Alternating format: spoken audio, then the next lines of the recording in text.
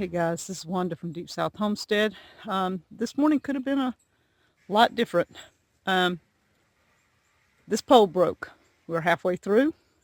Danny fixed it. I'm going to show you what he did, but it fell just as it went past him. It didn't hit him. It could have been different, and we just want to give God the glory that it wasn't.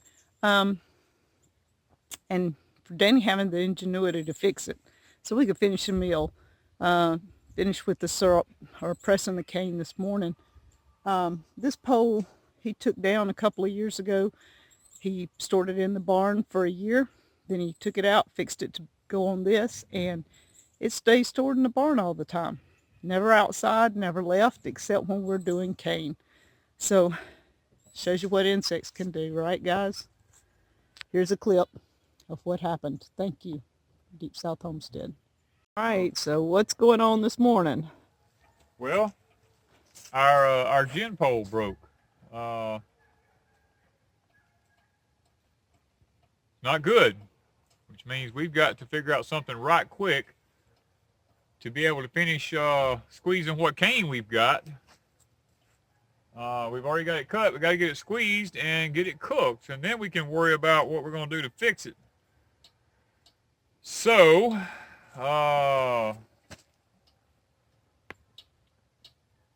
I'm guessing we're going to go get a drill, and we're going to re-drill this right here, and we're going to see if we have enough torque, enough leverage to actually do what we need to do. So, And what caused it?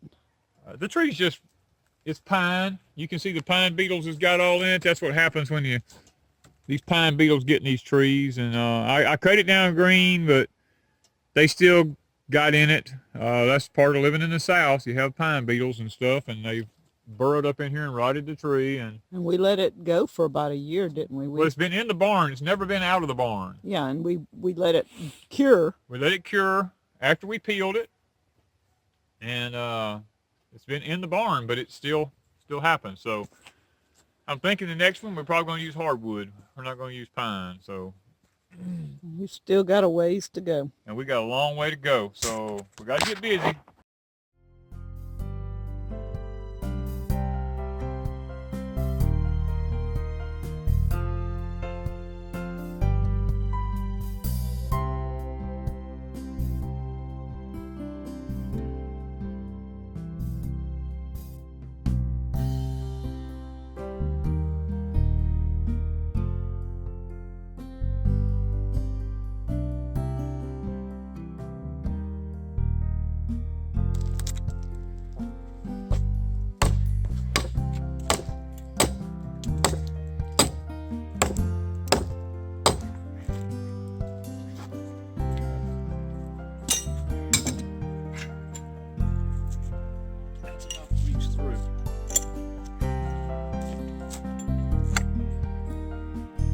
Make it work.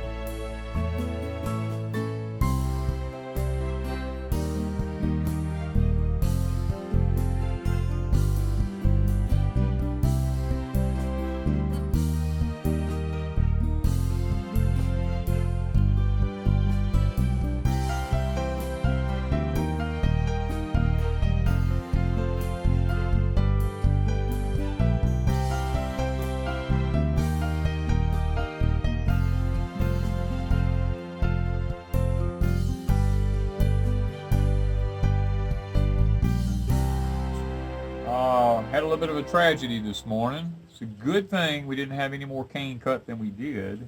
Our gin pole on our mill actually broke this morning. And I've been cooking cane my whole life. I've never had that happen. So, you know, anything in the world can happen on a homestead. And that was really unusual to have happen. But we realized that the pine beetle things had gotten into the wood and had, even though it was in the barn all the time, when not in use, hanging in from the rafters, they still got to it and caused it to break.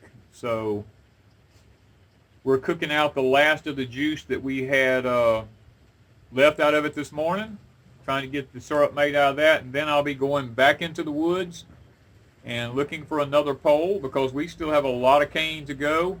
We can't quit, but that's one of the things about a homestead.